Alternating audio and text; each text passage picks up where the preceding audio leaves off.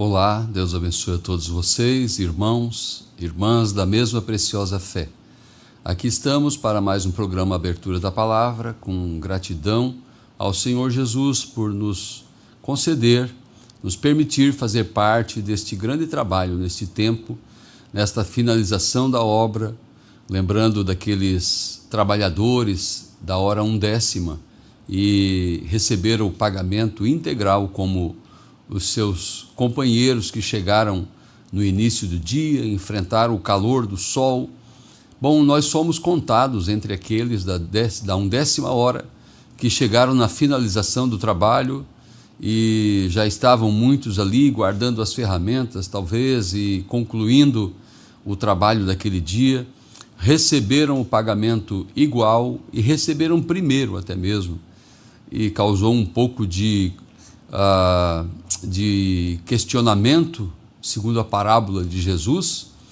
E nós trabalhamos no ardor do dia, Senhor, nós encaramos aqui o forte do sol, mas ele disse: eu combinei, fiz um acordo com vocês de receber X de pagamento, e aqui está o que é de vocês. Mas se eu quero ser bom para estes que chegaram no final do dia, não enfrentaram arenas, agora falando de nós, né? Não enfrentamos arenas, dificilmente alguém sela seu testemunho com sangue, e estamos aqui pela graça de Deus. É claro que vivemos num tempo atribulado, num tempo de provas onde o pecado ficou tão acessível, mas temos muito privilégio, comparando com nossos irmãos que trabalharam nas eras de perseguição e foram comparados, né, com a unção do boi, foram levados às arenas, à morte, à espada, ao fogo. Bom, aqui estamos nós. Então agradecemos ao Senhor por fazermos parte desta grande obra que está sendo feita na terra. A noiva do Senhor Jesus Cristo, conforme Apocalipse 22, e o esposo e a esposa dizem: vem. Aqui estamos nós, né? E temos recebido de maneira tão grata, tão graciosa, esta mensagem, uma mensagem que é a mensagem de coroação da igreja, a mensagem de pedra de coroa, o acabamento, a conclusão da obra e, consequentemente, o tempo do arrebatamento da igreja. Então estamos vendo as coisas acontecendo na terra, no mundo, mas olhamos para a noiva de Cristo e podemos dizer: vejo o cumprimento da palavra de Cristo na igreja, na noiva, em mim, junto aos meus, e isto é maravilhoso. Que Deus te abençoe, meu irmão, minha irmã, acompanhando o trabalho essa noite. Agradecemos aqueles que têm o bom costume de notificar sua audiência. Também respeitamos, né? Quem não quer se mostrar ali, ou seja, o que for, Deus te abençoe também. Mas estes que se manifestam, pelo menos, né? Para nós, ficamos sabendo da sua audiência, e Deus abençoe sua vida, e para nós é uma forma de incentivo. E, de maneira especial, você que dá atenção à palavra, porque nos assentamos aqui e queremos trazer uma porção da palavra de Deus, né? Esse é o nosso objetivo, o perfil, a característica deste trabalho. Então, sempre abordamos uma parte da palavra que achamos importante, e toda a palavra é importante. Às vezes viemos com um aspecto mais de teor de revelação, ou seja, profética, uma palavra profética sobre os eventos modernos. Quem sabe, como hoje, uma palavra um pouco mais pessoal para a igreja, para você que faz parte deste batalhão, deste exército e quer sempre estar ali, né, como um bom soldado posicionado, cuidando ali da sua arma, do seu uniforme, e bem lustroso, bem passado, bem definido. Então, aqui estamos nós para uma ajuda na vida de cada um e também sermos, né, abençoados com esse trabalho. Deus te abençoe no nome de Jesus Cristo. Vamos orar. Querido soberano Deus, nós agradecemos, Senhor, por mais este privilégio concedido, estarmos aqui, Senhor, para falar de Ti, falar da Tua palavra, Senhor, falar do Teu reino. E Tua palavra é aquela que passa os céus e a terra, ela nunca passará. Muito obrigado, Senhor, por sermos participantes desta grande palavra. Olhamos, Senhor, nas Escrituras, no grande espelho, e vimos a Tua noiva neste dia. E agradecemos por fazer parte, Senhor, deste contexto especial, a Tua igreja vitoriosa na terra. Nesta noite, ajuda a mim, meus irmãos que me acompanham, e sejamos abençoados por Ti, no santo e precioso nome de Jesus Cristo. Amém. Graças a Deus. Nossa escritura é em Mateus, capítulo 12, primeiramente. São Mateus, capítulo 12, versículos do 43 ao 45. Nós assim lemos em Mateus 12. Jesus falando: E quando o espírito imundo tem saído do homem, anda por lugares áridos, buscando repouso, e não o encontra. Então diz: Voltarei para minha casa de onde saí. E voltando-a, acha desocupada, varrida e adornada. Então vai e leva consigo outros 7 espíritos piores do que ele, e, entrando ali, habitam. E são os últimos atos desse homem piores do que os primeiros. Assim acontecerá também a esta geração má.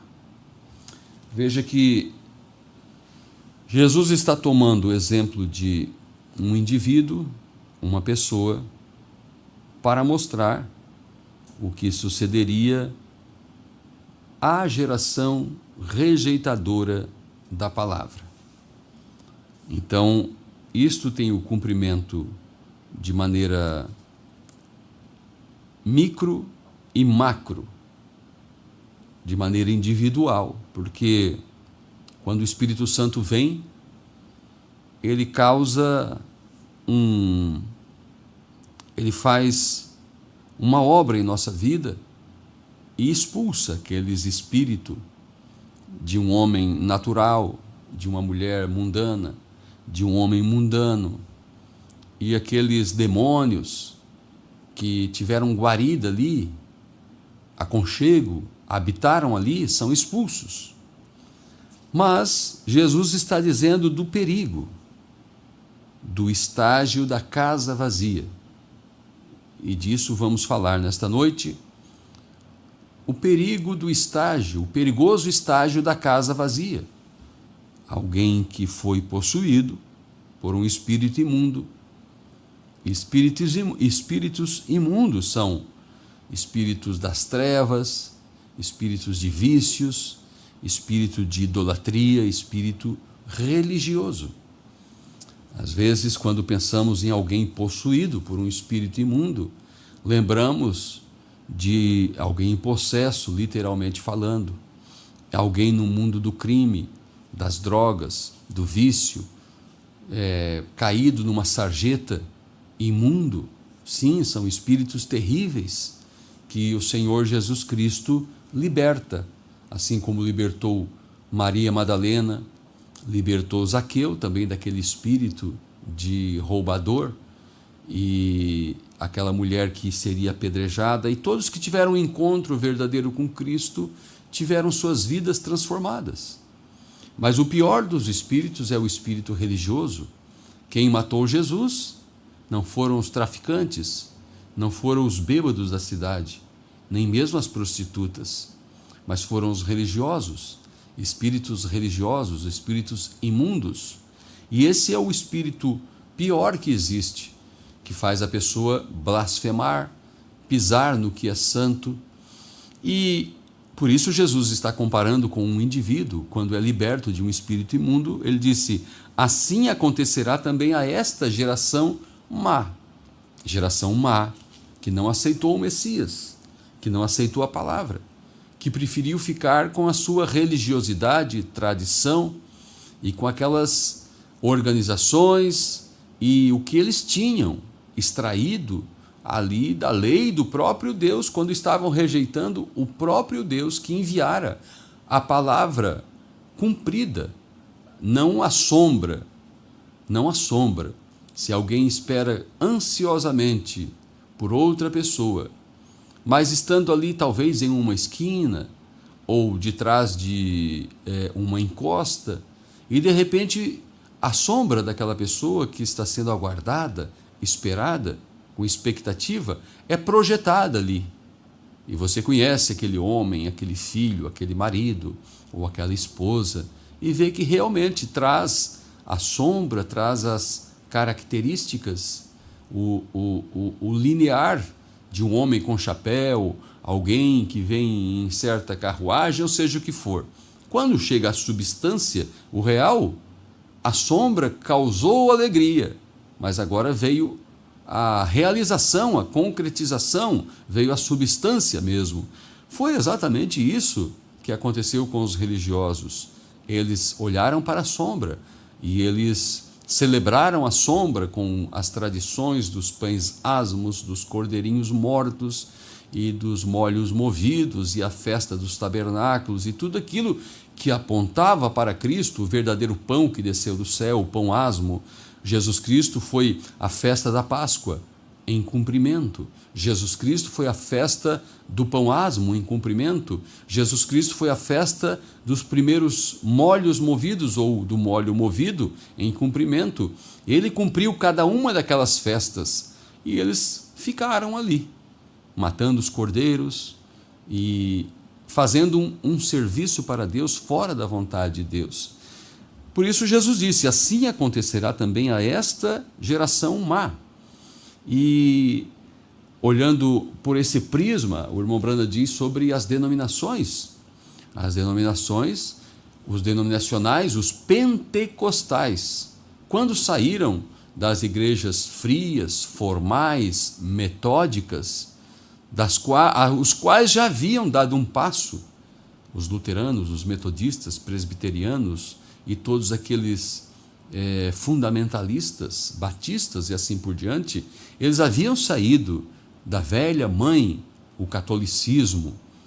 Mas quando Deus moveu as águas e trouxe ali o movimento pentecostal e o derramar dos primeiros dons, eles não quiseram continuar, ficaram com suas tradições e hoje você os encontra por aí, tão atrasados na palavra, vivendo na era espacial, espiritualmente falando, uma era da carroça, porque tudo caminha de acordo com o progresso, o natural aponta para o espiritual. Os luteranos viveram na era da carroça, os wesleyanos foram a era do automóvel, os pentecostais já atingiram a era da aviação, do avião, mas Deus traz uma mensagem de aeronave espacial, foguetes, a era do astronauta, para romper as dimensões, a mensagem do arrebatamento.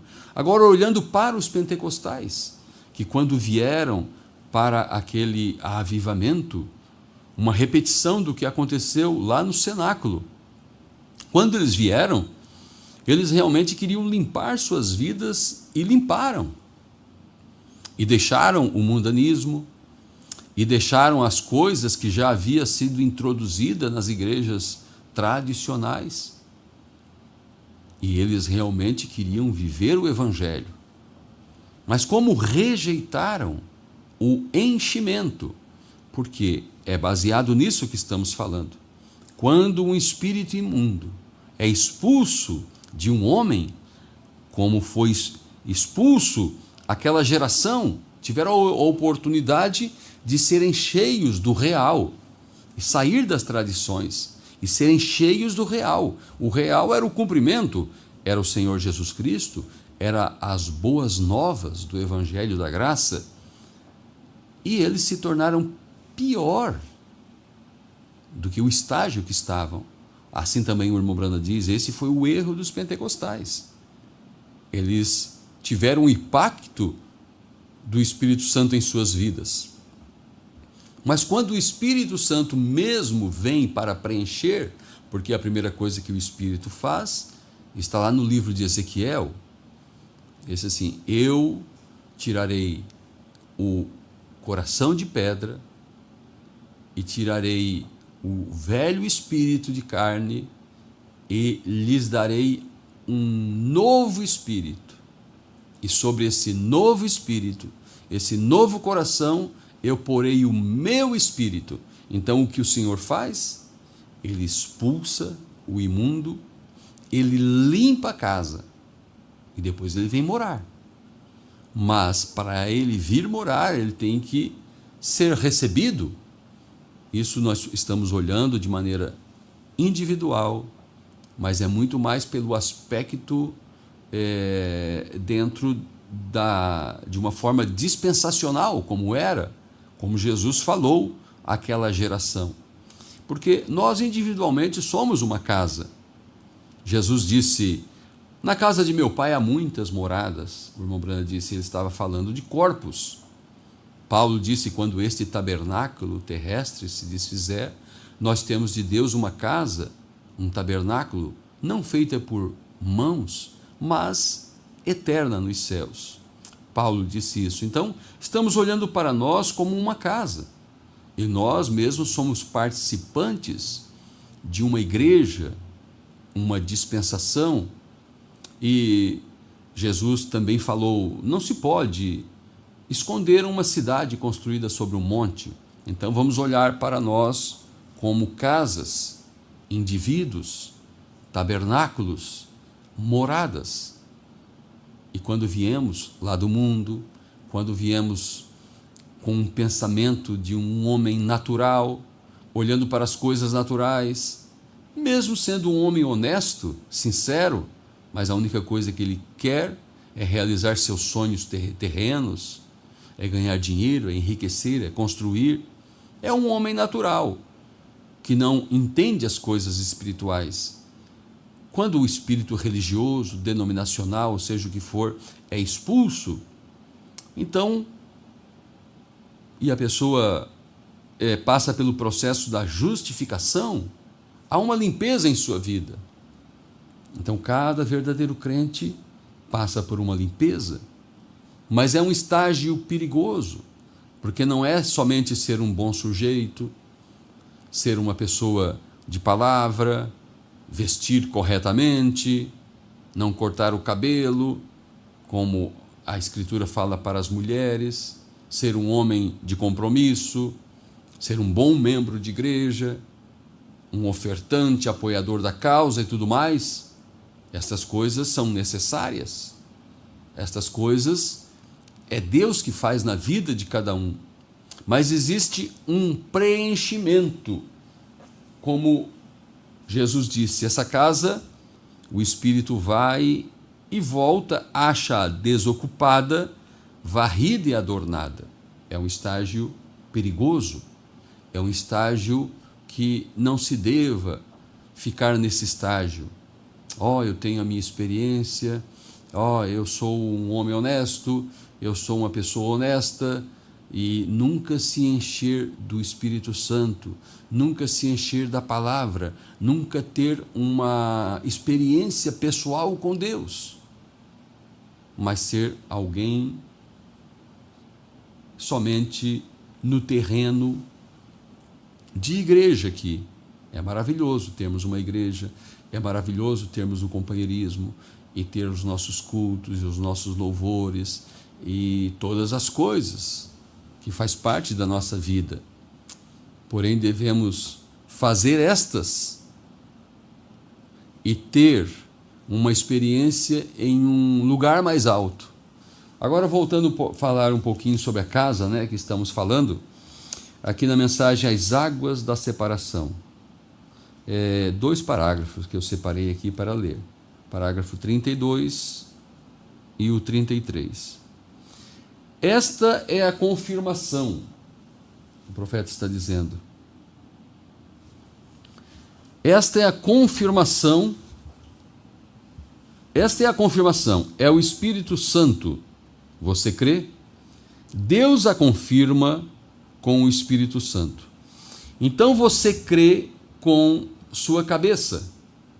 E Deus coloca isto em seu coração através de um nascimento. Amém. É como que um pouco fora de moda, mas, irmão, tem me mantido todos estes anos. Eu tenho estado frente a frente com a morte. Eu estou pronto para confiar nela. E se foi bom o suficiente para mim, se foi bom o suficiente para Paulo, se foi bom o suficiente para Silas, se foi bom o suficiente para os jovens hebreus, ela o fará passar adiante também, se você apenas crer. Eu estou lendo exatamente o parágrafo que eu mandei para vocês ali? Eu creio que sim, né? Sim. Correto. Águas da separação. Venha, ouça a palavra, apenas como normalmente as pessoas veem. Eu sei, passei pela cidade e vi estas grandes casas. Sim, é porque demorou um pouquinho chegar no ponto aqui. Eu aprecio isto, mas nenhum de vocês precisam viver num lugar com mais de 3 cômodos. É tudo o que você precisa para viver. Você consegue viver numa casa de 3 cômodos. Quando Deus esteve aqui, ele viveu numa casa de 3 cômodos. É tudo o que você precisa para viver. O primeiro é a sua cozinha. O próximo, sua sala de jantar, ou sala de estar. E o próximo é o seu quarto. Você pode ter 3 ou 4 quartos, ou 2 salas de estar, ou algo assim. Mas realmente são apenas cômodos extras. Você entra primeiro na cozinha, a cozinha é onde você come. Depois que você come, como na igreja, você assenta-se no banco e ouve a palavra. A fé vem pelo ouvir, e ouvir da palavra. Então, depois que você come da palavra, você entra na sala de estar, que é no companheirismo com o resto da igreja. Então, depois, o lugar secreto é o quarto, onde você entra, ajoelha-se, onde você, como muitas de vocês, mamães, faziam há muito tempo atrás, entravam ali e oravam por seus filhos quando eles estavam fora à noite. Este é o problema com o mundo hoje. Ao invés daquelas mamães, lá daqueles tempos, que oravam por suas crianças e tudo mais, elas estão fora com suas crianças, nesta noite, fumando, bebendo, comportando-se da maneira que estão. Esta é a razão pela qual temos delinquência juvenil. Dizem que somos mais civilizados do que eles eram. Eu duvido. Então, certamente não agimos como tal, esta é uma verdade. Eu gosto daquela maneira antiga. Bom, até aqui. O que extraímos desta mensagem, águas de separação, foi exatamente o que estamos citando, que nós somos uma casa. E nesta casa, por mais que seja grande uma casa, disse o profeta, eu estava entrando na cidade e eu vi enormes casas. O que tem numa enorme casa? Ela pode ter várias salas. Salas disto, sala daquilo, sala de jogos, sala de estar, mas, resumidamente, toda casa ela tem 3 cômodos. Ela pode ter dezenas de quartos, mas o quarto é o lugar de intimidade, é o lugar de descanso, é o lugar onde está um casal, é um lugar onde você tem descanso, é um lugar e você não entra numa casa e vai acessando os quartos. O quarto é um lugar onde apenas algumas pessoas podem entrar. pessoas íntimas, porque é um lugar íntimo, são lugares especiais. A cozinha é o lugar onde se come, onde a comida é preparada. Então, o irmão Brando está dizendo, é como na igreja. Então, uma casa pode ter mais de uma cozinha, pode ter vários quartos, salas de estar, mas toda casa é constituída basicamente de 3 cômodos. Cozinha, que aponta para a alimentação, sala de estar, que aponta para o companheirismo, e o quarto, onde aponta para a intimidade. Por isso, as 3 etapas do ministério do irmão Brana, primeiramente, foi algo tão exposto ao público e tinha um contato físico. O irmão Brana pegava na mão das pessoas. Então, alguém que estava lá na parte de trás do edifício, quando recebia a oração, necessariamente tinha que estar ali, na frente do irmão Brana. E era algo físico. Pegava na mão das pessoas e sentia uma pulsação. Quando veio o outro estágio, que era o estágio já do discernimento, às vezes estava a pessoa ali do lado para receber a oração, e o Espírito Santo mostrava uma visão para alguém que estava fora do tabernáculo, ou fora do auditório. Eu vejo alguém lá fora. Você está vestindo um vestido azul. Seu marido está do seu lado.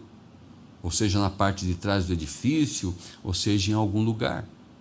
Então já apontava para o espírito, além do corpo, mas era o espírito, o discernimento. Você esteve num médico e assim por diante, você está com um problema de coração, você tem um câncer, ou seja, o que for. Mas a terceira etapa, como que o terceiro cômodo da casa, era algo mais íntimo, que tratava com a alma. Já precisava de revelação, já precisava de conexão com as Escrituras, já precisava se estar em um lugar de intimidade com o Espírito. Por isso, na própria visão das puxadas, quando chegou na terceira puxada, o irmão Brana viu a coluna de fogo entrando num quartinho. E o Espírito disse, eu te encontrarei ali dentro. E a terceira puxada, ou terceira etapa, que é a mesma coisa, lá na mensagem Os Ungidos dos Últimos Dias, 262, se não me falha a memória, ele disse, a primeira etapa, cura. A segunda etapa, discernimento dos corações. A terceira etapa, a abertura da palavra. Então tem a ver com o quartinho, a intimidade, o 7º selo, que não foi aberto ao público. Agora você entende por que não foi aberto ao público? Porque foi algo secreto, só para o eleito. Não para alguém que anda atrás de cura somente. Não que é errado andar atrás de cura. Mas as pessoas colocam todo o seu afã e todo o seu investimento espiritual em cura para o corpo. Louvado seja o Senhor pela cura para o corpo, mas você pode ser curado hoje de uma terrível enfermidade, semana que vem estar com outra enfermidade, e pode morrer de alguma enfermidade, mas esta comunhão, esta palavra indo lá na alma, no terceiro compartimento, no quartinho, isto traz glorificação para nossos corpos. A cura do corpo inteiro, não só do corpo, mas o espírito, a alma, tudo, um corpo glorificado. Porque estamos vivendo no tempo de rapto. E só agora acontece esse evento, onde um povo vivo, sem passar pela sepultura, será transformado, num abrir e fechar de olhos. Todos os outros tiveram que passar pela sepultura. Elias, Enoque, foram tipos, tipos do que acontecerá agora de maneira coletiva e universal na terra inteira. Dois estarão na cama, um será tomado, outro será deixado. Fala duas coisas ali. Uma, que a salvação é individual, e outros estarão no campo. Um será tomado, outro será deixado. Repete que a salvação é individual. Pode ser 2 irmãos, 2 amigos, pode ser um casal estar na cama. E de um lado do mundo estão dormindo, 2 numa cama, do outro lado do mundo, 2 no campo. Então, de maneira coletiva e universal, acontecerá o rapto. É claro que Deus, tratando de maneira individual, cada indivíduo desse forma essa coletividade de transformação. Vocês entenderam, não é? Então, a terceira puxada, ela vai além do primeiro cômodo, que é o corpo. Então o profeta diz: você se assenta no banco da igreja e você ouve a palavra. É como a comida, é como a cozinha. Mas tem a sala de estar.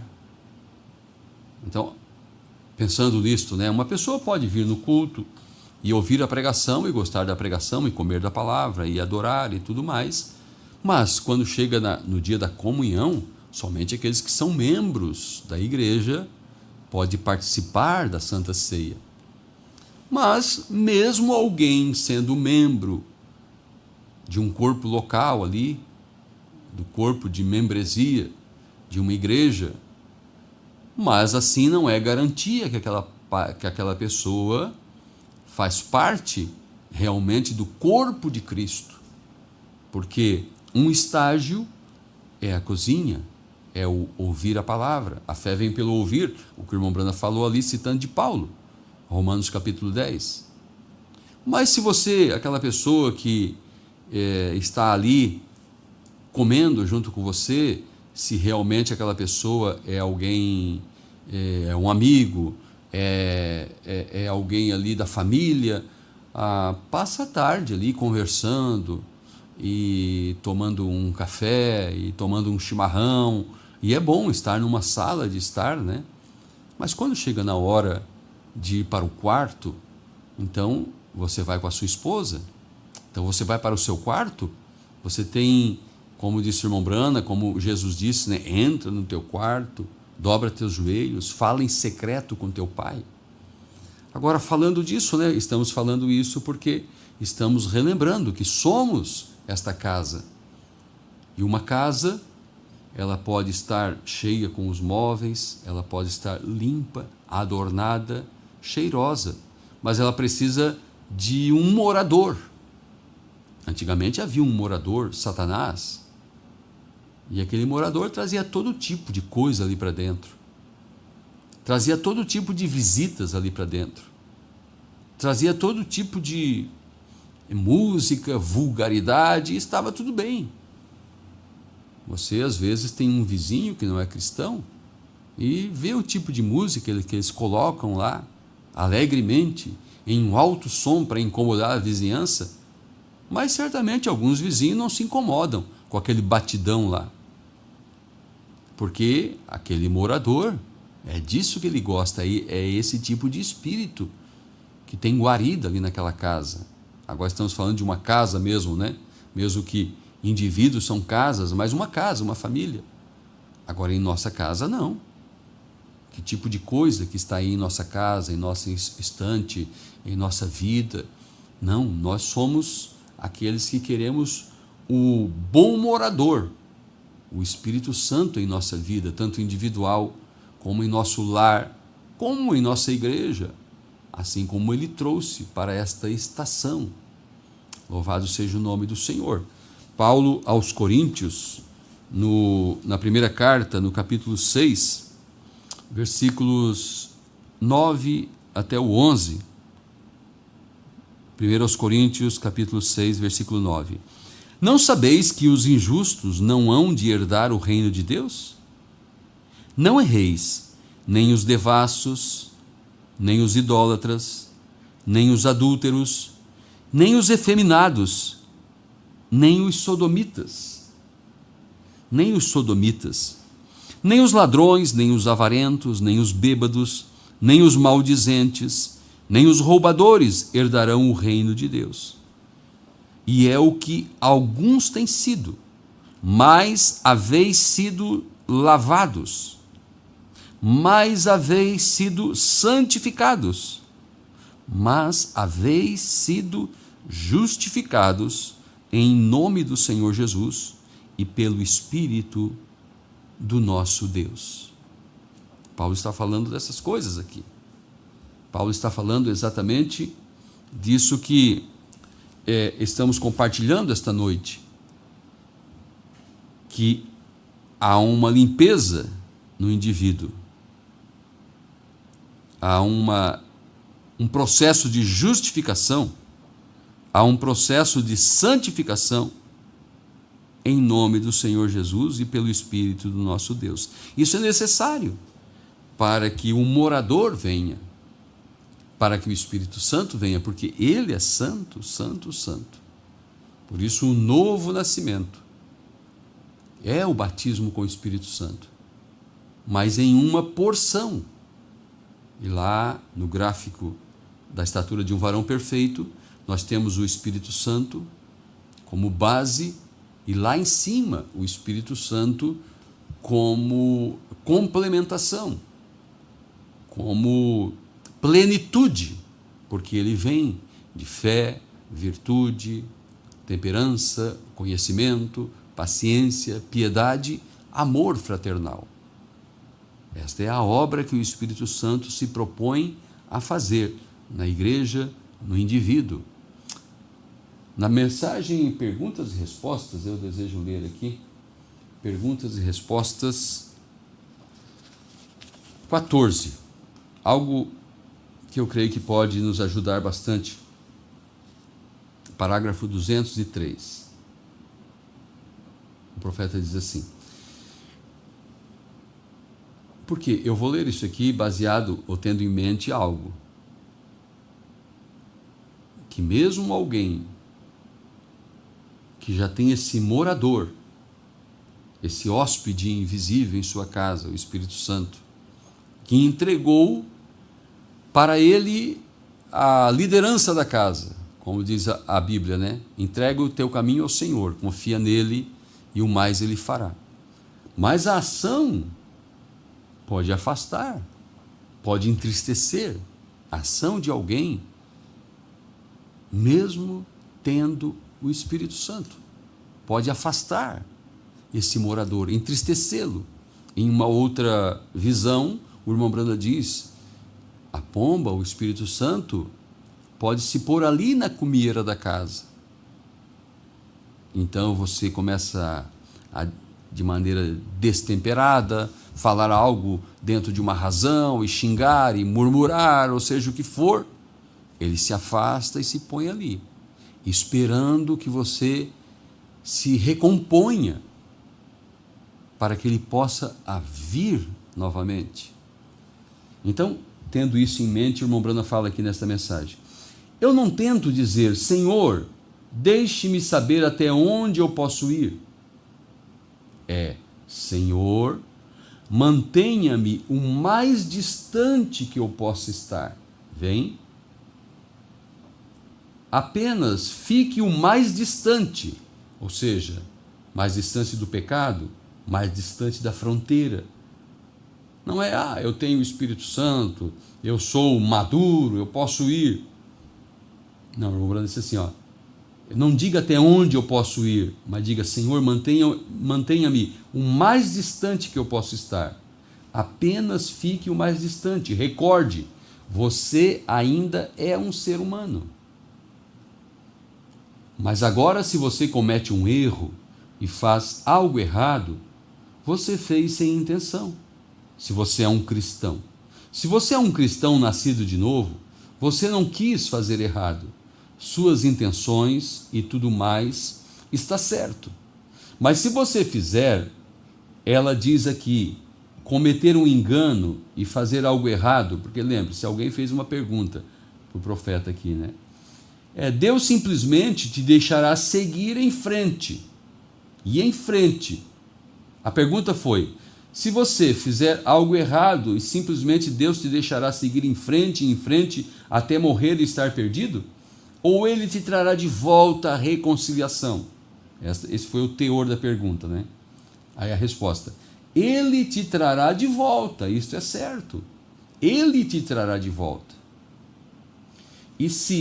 Então, se você faz qualquer coisa errada e aquilo não te condena, e você prossegue daquela forma, e fora, recordem, para começar, você não foi salvo, isto é certo. Você não foi salvo. Você é apenas um manufaturado. Você não foi salvo. Mas quando você é um salvo, e você tem um espírito diferente, você tem uma natureza diferente. Você é uma nova criatura em Cristo, e as velhas coisas se passaram, e estão mortas e sepultadas no mar do esquecimento. Vê você?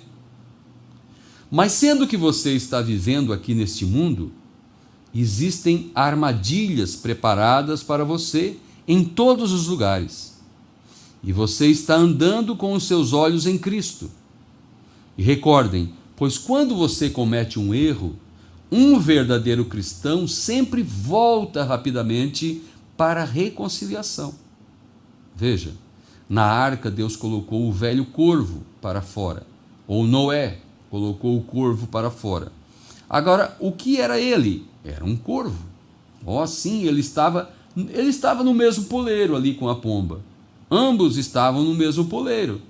Mas quando ele colocou o velho corvo para fora, eu imagino que todas as águas estavam fedendo com milhões de corpos inchados de pessoas que apodreciam em cima das águas, e cavalos, animais mortos, todo mundo foi destruído. E ali estavam eles, aquelas velhas carcaças flutuando sobre as águas e coisas assim. E Noé soltou a pomba, porque ele achou que viu algum brilho do sol, e ele queria saber se a água havia baixado. Ou ele soltou o corvo, e o velho corvo voou até um corpo morto, e que bom, isso é muito bom, veio comendo um cadáver, porque aquela era a sua natureza. Ele era um corvo, não importa o tempo que ele ficou assentado junto à pomba, o quanto ele ouviu a pregação de Noé, o quanto ele ficou junto a este pássaro limpo. Para começar, ele era um corvo. Logo que ele teve a oportunidade de mostrar suas cores, ele as mostrou. Agora, mas quando ele soltou a pomba, quando ela começou a voar, ela não pôde suportar aquilo. Ela não podia ir em parte alguma. Ela não pôde encontrar nenhum descanso para as solas de seus pés. Então ela voltou para a arca. Esta é a maneira que é. Bom, estamos falando sobre esses 3 cômodos, que devemos ir até o lugar de intimidade com Deus. E é claro, para estar nesse lugar de intimidade, além do comer da palavra, além do campo do companheirismo, de pessoas, de uma boa igreja, e companheirismo de irmãos, devemos ter o companheirismo com Cristo, com o Espírito Santo. E esta casa nunca ficar vazia, adornada, porque aquele que foi o antigo morador, ele está observando para vir se apossar. Ele não é o dono, mas ele pode ser um invasor no coração, na mente, no espírito. Porque nós esperamos a transformação de nossos corpos. Só terão transformação de corpos aqueles que tiverem, ou seja, só terão mudança de corpos aqueles que tiveram mudança de espírito, de natureza. E para mudar a natureza, precisamos mudar a atmosfera. Como que uma pessoa vai ter a mudança de natureza continuando nas velhas práticas, no velho caminho, nas velhas amizades, nos velhos hábitos? Existe mudança de atmosfera, mudança de natureza e mudança de corpos. Como Jesus disse aqui em Mateus, no capítulo 5, fazemos leitura no capítulo 5 de São Mateus, versículo 13 ao 16. Vós sois o sal da terra. E se o sal for insípido, com que se há de salgar? Para nada mais presta, senão para se lançar fora e ser pisado pelos homens.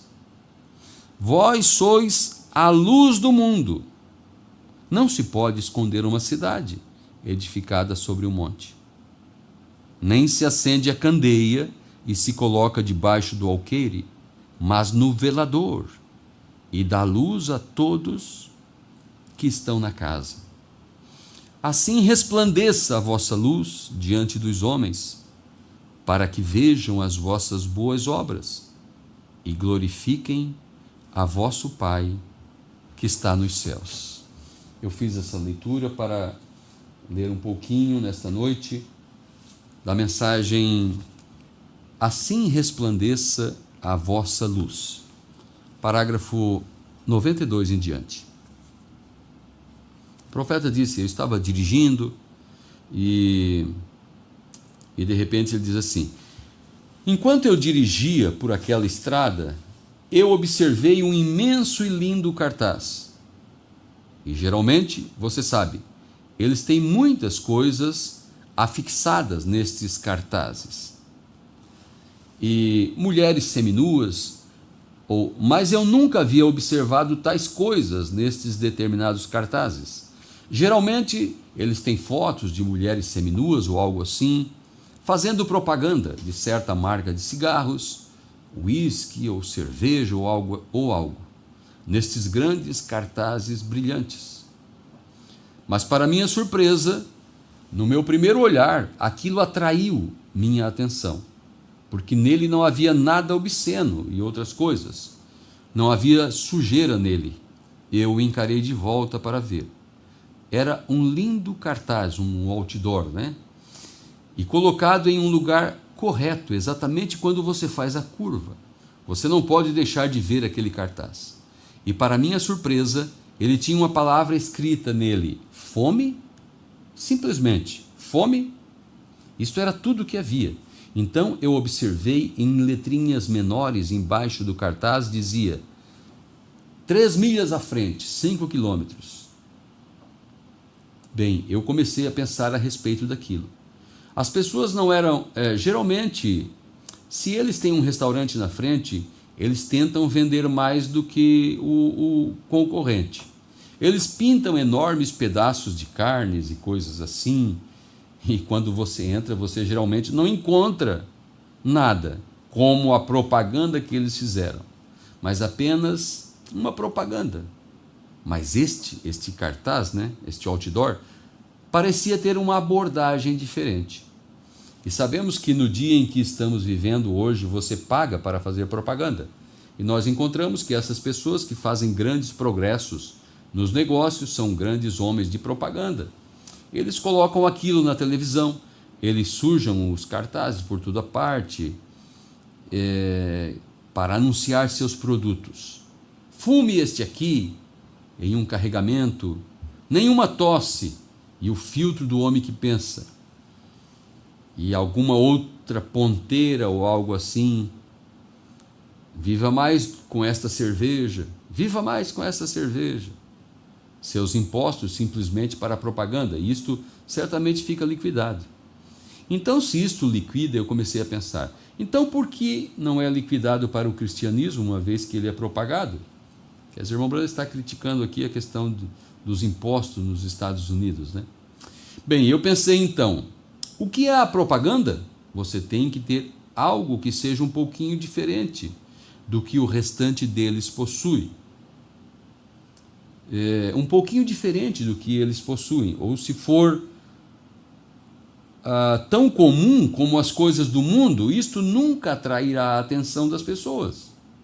Agora, se um homem está procurando por um automóvel, ele passaria direto por aquele anúncio. Mas se ele estiver com fome, ele estará procurando por aquele anúncio. Então eu creio que o cristão é o cartaz de Deus. A propaganda, né? O outdoor. Eu creio que cada um de nós é o cartaz de Deus. E não temos que nos agitar tanto como fazemos.